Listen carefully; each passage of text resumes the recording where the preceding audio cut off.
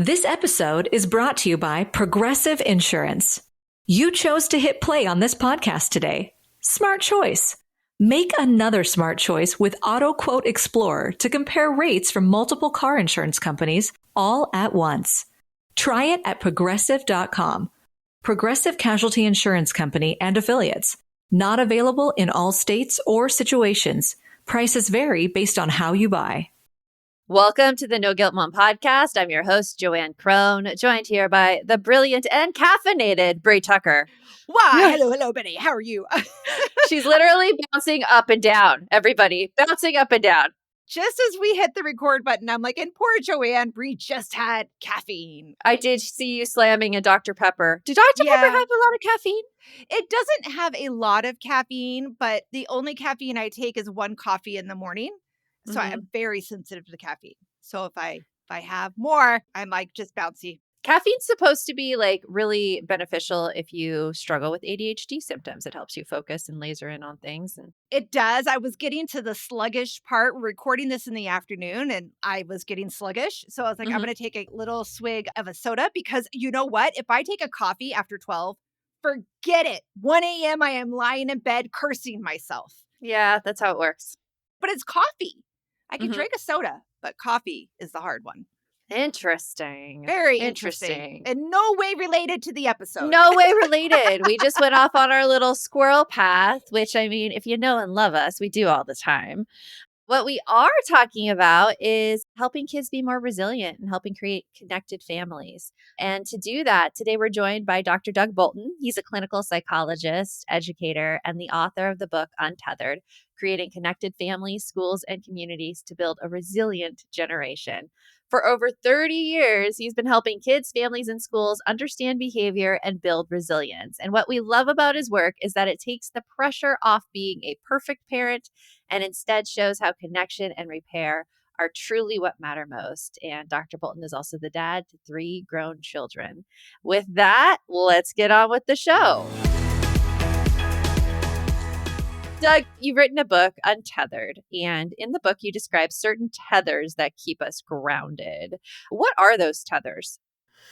Oh, thank you for having me on. First of all, it's wonderful to be with both of you, and you're delightful caffeinated as well. So I just want to share that. You know, I think that the biggest tethers we have are to the communities that are most central to our lives. And the stronger and healthier those communities are, the stronger and healthier we become. And the more damaged or stressed those communities are, the more stressed we become. So those are schools and families, I think primarily, but they can be teams. A lot of times, each of us can point to a person whose relationship has really transformed us. And it doesn't have to be someone at school or at home. The beautiful thing about relationship is that the power it has to transform not just our emotional lives, but we're physically healthier. We're more resilient. We're more able to access the best parts of our brain when we're connected in relationship. So I think they can come from anywhere. And I think one of the things I talk about in my book is the number of different places relationships showed up in my life that were transformative. And as a school, our work, I was a principal of a therapeutic school, and our work was really to create those experiences for students. Yeah, I used to be a teacher, and the classroom community was one of the most important things, I think, in my students' lives. I was in a Title I school, and so many of them had really difficult home situations or insecure home situations in terms of financial means and everything.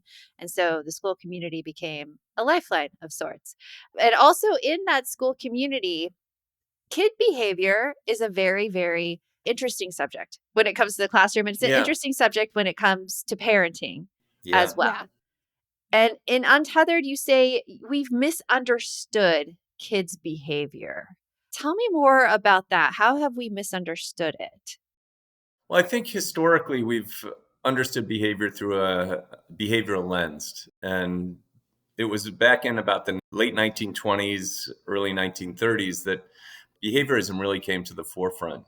And what it really said, and what the people who were leading that charge said, was give me a child and I can shape them into anything by creating these rewards and incentives. And interesting. Oh, wait. Yeah, right around Pavlov's dog, right? I did it with a dog. We did it with a dog.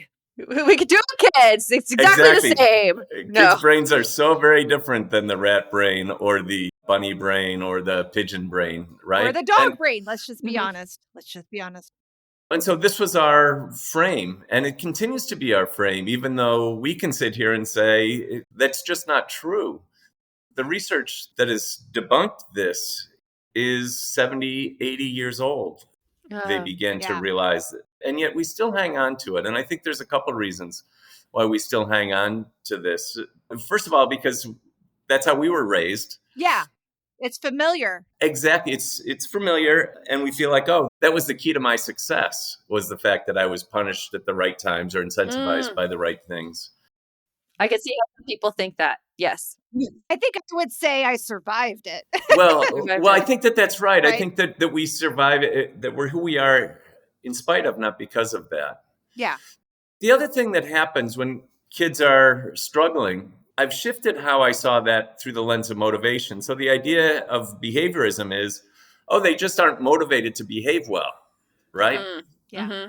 And so we just need to change the motivator. So we are going to either get incentives or we're going to get punishments. But, I yell at my kids, and I'm not motivated to yell at my kids. I hope I'm not the only one here, but I'm not motivated to yell at my kids, right? Yeah. When I screw up, I'm not motivated to screw up. Mm-hmm. And so there's something else going on. As I dove into the research on this, and at a therapeutic school, all the kids at our school were identified for behavior problems. So we really needed to look into this. And we prided ourselves on these behavioral methods. And what I realized was kids were getting better, but it wasn't because of our great point system or sticker charts.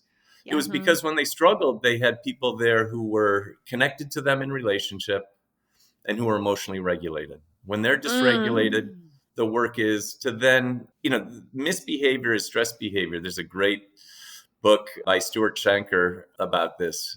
And what he talks about is when people are stressed is when we misbehave. And when I think about my worst moments, it's always connected to some stress. There are some days that I handle really hard things beautifully, right? Yeah. And then there are other days when I really melt down. And I can blame my kids. Well, anybody would be upset about that. But no, some days I handle that really well.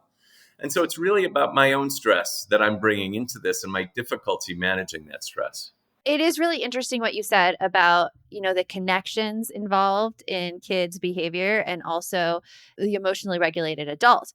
I saw an example of this in the airport yesterday. I was coming back from visiting my cousin in Oregon, and there was this cute little 6-year-old boy in front of me, and he was wearing a Dallas Cowboys jacket. He had a little cowboy hat on, and I was just admiring him from the side. And he put on his sunglasses. He was just in all of his feels, waiting right by his mom. And his grandpa came up to him. And his grandpa said, "What are you, a little music star going like this thing?" And the boy, I could see, just deflated a little bit. Grandpa was poking fun at him.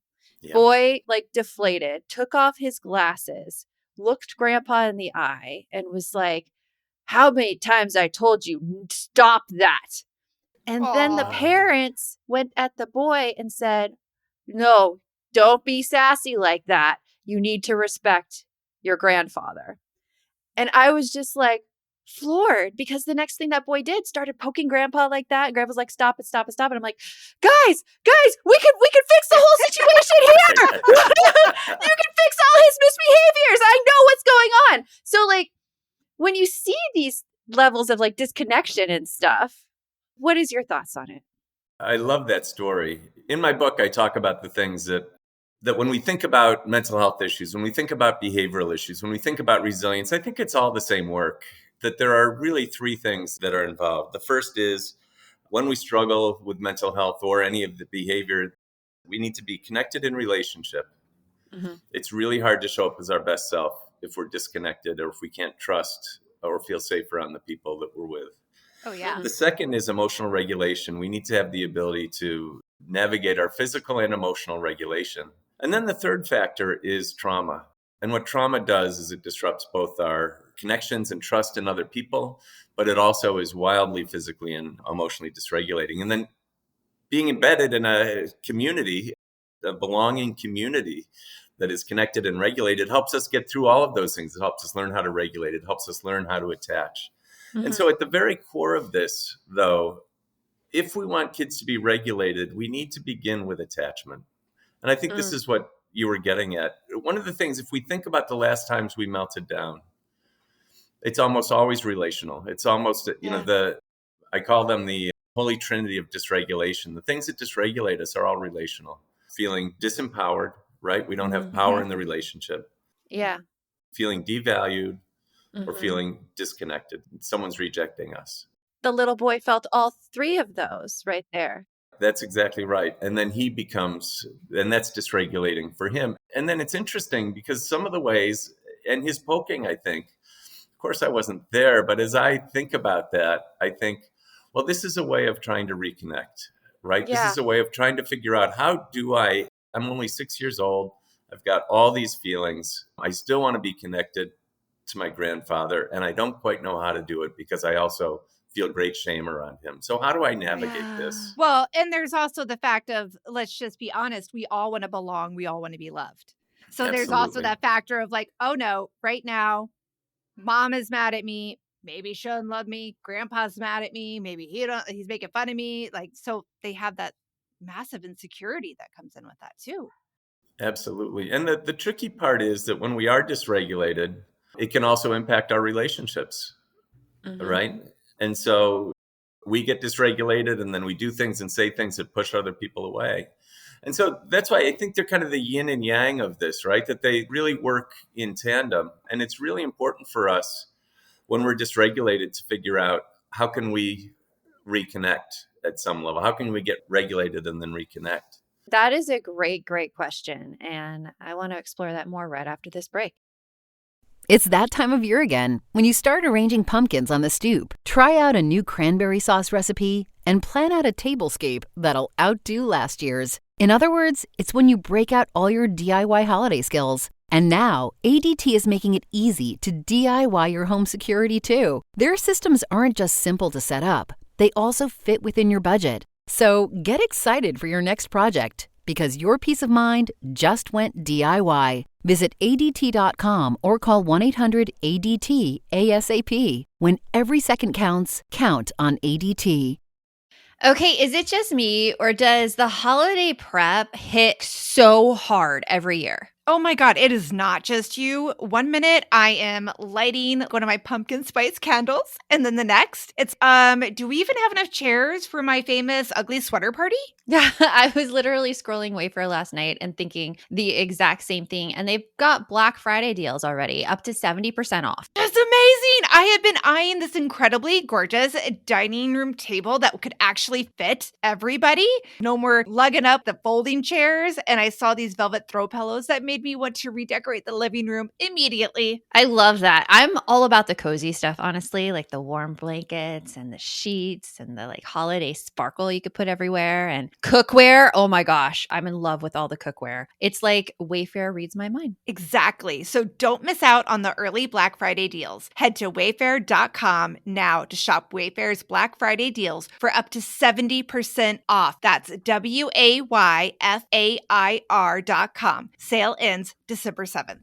Okay, can we admit something for a second? I avoided my finances for way too long, not because I didn't care, but because I just didn't have the mental energy between work, kids, and everything else. Figuring out money just felt like another full-time job. Same here. That's why Monarch has been such a relief, because it links all of your accounts in minutes, and suddenly you can see it all. The spending, the savings, what needs attention. It's all right there. Feel organized and confident in your finances with Monarch, an all-in-one personal finance tool that brings your entire financial life together in one clean interface on your laptop or on your phone. And right now, just for our listeners, Monarch is offering 50% off your first year with code NOGUILT at monarch.com. And the best part, no spreadsheets, no complicated setup. It's actually designed for people like us who are busy, they're tired, and trying to make smart decisions without spiraling into a shame spiral we know so well over here. So if you've been putting this off, this is your sign. Don't let financial opportunity slip through the cracks. Use code NOGUILT at monarch.com in your browser for half off your first year. That's 50% off your first year at monarch.com with code NOGUILT. Right before the break, Doug, we were talking about being dysregulated. And when we're dysregulated as adults, as caregivers, what can we do to get regulated again? How can we get in control of those emotions so we could show up as the best for our kids? Yeah, so I got a lot of practice with this because I got dysregulated a lot, especially when my kids were younger. Kids are great at that. Yeah. Yeah. Kids can have that big factor on dysregulating us. It's not a fault. There's a big correlation there. Over the weekend, I was around 2 6-year-olds and a 4-year-old who were all playing together. And at one time, they found whistles. And they decided to all blow whistles at the same time, which caused all the adults to go towards that dysregulation scale. I mean, kids and sensory stuff, it could cause us to explode. Yeah. Exactly. First of all, there's no shame in dysregulation. That's one of the things that we had to realize first as a school is we all get dysregulated frequently. And the more we deny our dysregulation, the less we're able to deal with it then, and the more likely we are to make mistakes. We make our worst mistakes as parents when we're dysregulated. I'm right at the top of that list. One of the things that was hard was as I was reading all of this, I was realizing, oh my gosh, I know this stuff, but it's still really hard. Yeah. I do a lot of workshops and keynote addresses talking about this, and it still creeps up on me from time to time. I've gotten better at it, but it still creeps up on me. And so I think that there are a couple things that we can do, I think, in advance. The first way in advance, we can have practices that will help us be regulated. And if we just take a look at exercise, diet, and sleep, like everybody says, those are profound regulators. Having a mindfulness practice, having a gratitude practice at night, for instance. Some of these things kind of take our baseline of regulation and keep it more steady. The other thing that I found is that when I look back at the times that I've been dysregulated, it's almost always predictable. I couldn't see it in the moment, but it becomes predictable. Oh, yeah. If there are certain times that you get dysregulated, one of those times was whenever we would leave for a trip, I was always 15 minutes early, ready to go, and my wife was always 15 minutes late. And that 30 minutes, I would just begin to get dysregulated. And so I guess what I would say is the next thing is to know and to be able to notice. What does it show? How does it show up for you? Where do you carry this, right? Where do you carry the energy? How do you generally show up in those moments? And so some people become passive aggressive, some people yell. I like to utilize all those tools, really. I like, it's like a salad bar for me. I'm going to pick a little bit of sarcasm, a little bit of passive aggression, and maybe one or two explosions. Throw it in for fun. I shut down and became very, very concrete with my word choices. Yes. I will have no emotion and I will just be like that because I'm like, if I don't, I'm going to explode at you. And that's not going to be a great situation either. Well, and really what this does is it shows what happens to our brains because we end up it triggers our stress response when we're feeling this out of control. And then we want to become controlling, right? Then all of a sudden, and that's, I think, why, getting back to an earlier point, that's why I think behaviorism is so common. That's the other thing, is it allows us to be in control. I'm going to take something away. I'm going to be in control. I'm going to make you go someplace, right? In this way, I can be in control. And so our brains are desperately searching for control. But at a time when we lose some really important things, think about the last time you melted down. We lose the ability to listen. Yeah. We become inflexible. We lose empathy. We can care deeply for our kids, but in that moment, right, it's hard to access. Our memory isn't as good in these moments. We lose language. Our language becomes very concrete, as you were talking about, Joanne, right? And so all of these things are happening because really what this is our brain going into a stress response. It is going into our lower brain. And the goal at these moments for our brain is built to fight a physical danger. And so language isn't helpful when we're running from a grizzly bear, right? Nope. Being flexible isn't helpful. Maybe maybe I should climb a tree. No, maybe I'll do this, right? That's not helpful. Thinking about all the possible options, not the best at that time. Having empathy for the grizzly bear isn't helpful, right? I hope it doesn't get hurt, so no, it's really based on survival. So what we've got to do is we've got to quiet that, right? And so in the moment, one of the things that I found that I needed to do was to find a space, right? To be able to remove myself from the situation and find space. The other things that dysregulation does is it creates a false sense of urgency. Mm-hmm. And it exaggerates the impact. So my child is disobeying. And so I need to stop it right now. They need to do this right now. And then what's the next thing? Or else, how are they ever going to keep a job if they can't listen to their elders and if they can't respect people, right? How are they going to boom, boom, boom? And so all of a sudden, we begin to exaggerate the impact of this moment, right? Yeah. And we have this urgency to fix it right now. And both of those are false. Yeah. But our brains act as if it's true. And so what I need to do is I need to separate myself. I can remember my son and I, Matthew, I tell a lot of stories about him in the book, but we would get into some arguments. And what I realized was I could notice in myself, I've got to just leave and take a walk. That was my kind of regulation strategy. But I would leave mid-sentence because I didn't have the words to say. And he was able to say, after a couple times of doing that, he said, that feels really bad when you do that. Mm. And so we came up with me being able to say, and it was kind of scripted, I don't want to say something that I regret. I'm really upset. I do want to talk to you when I come back. Yeah. I like that. And that way I was able to regulate. And then he was able to know, okay, this isn't, because what I was doing for him was further dysregulating. I was disconnecting. I was devaluing him. I was leaving him in the middle of an argument, and I was disempowering him. He didn't have any say as to whether or not I left or stayed. And so that would further dysregulate him. And so we found that bridge, but it took a while for us to find that bridge. But I think being able to say, to have a strategy for ourselves and then be able to model, this is how I handle dysregulation as I notice it. And then I'm going to go and take care of this, right?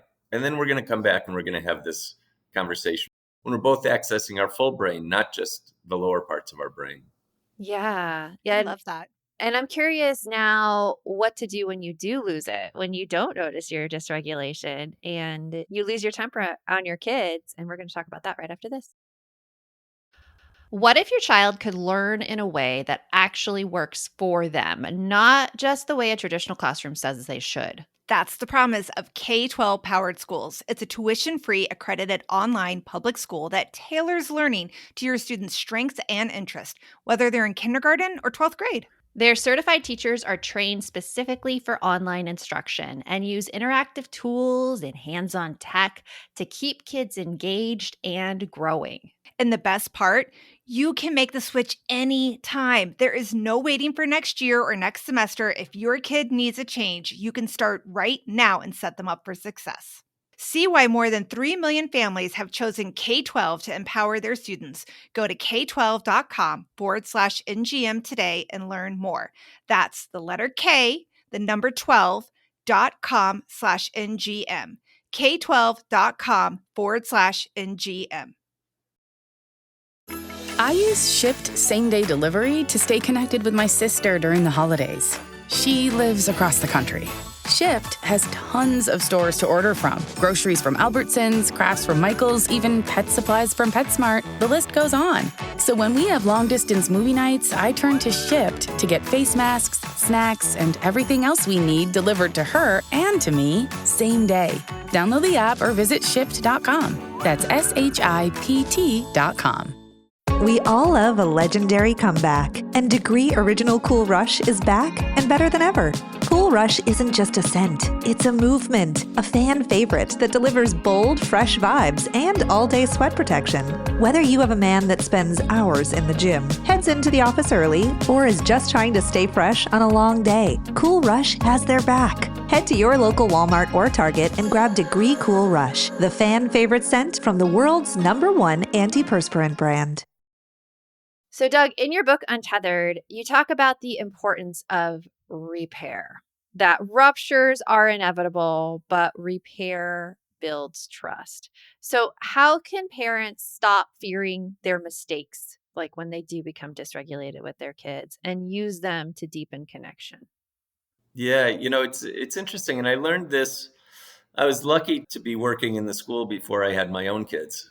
It does give you a little bit of that, like a little bit of padding. That, like you said, Yeah. doesn't mean you remember it all the time, but at least gives you some of the go-to tools that are in your reflexes almost, I think. Right. I was able to really see just the power of relationship and the power of repair. Mhm.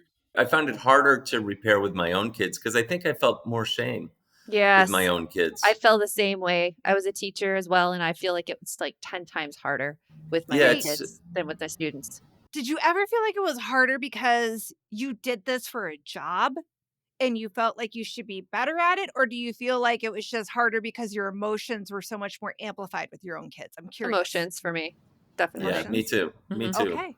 All right. And I think that triggers the shame. How can I'm a psychologist? How can I be Right. behaving this way? And that's the piece that once I was able to let go of that shame, I was able to show up as a very different kind of parent and as a very different kind of psychologist in principle.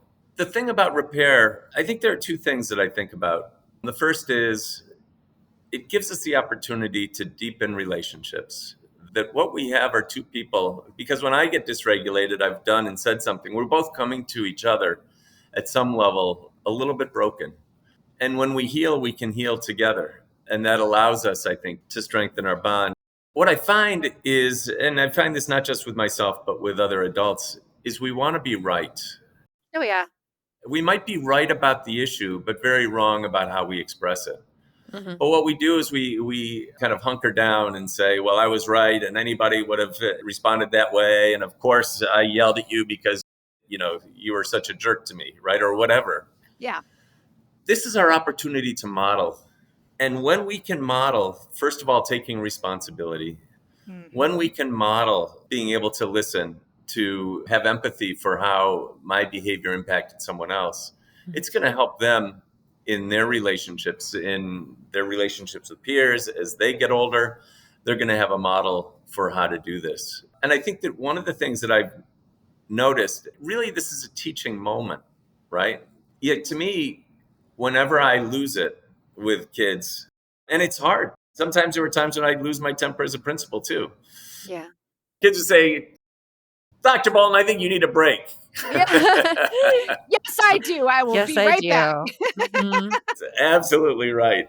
But one of the things that I found is that when I can begin with my apology, and there's almost always some reason, even if I was treated incredibly poorly, even if I had every right in the world to be upset, Mhm. there's generally something that I've done that's been problematic. When I can begin by saying, I really don't appreciate how you spoke with me, and yet I can see why it was so important to you that you wanted to stay at the birthday party, and that I probably didn't give you enough time to let you know that we were leaving. And next time I'll try and give you some more time before you leave the birthday party.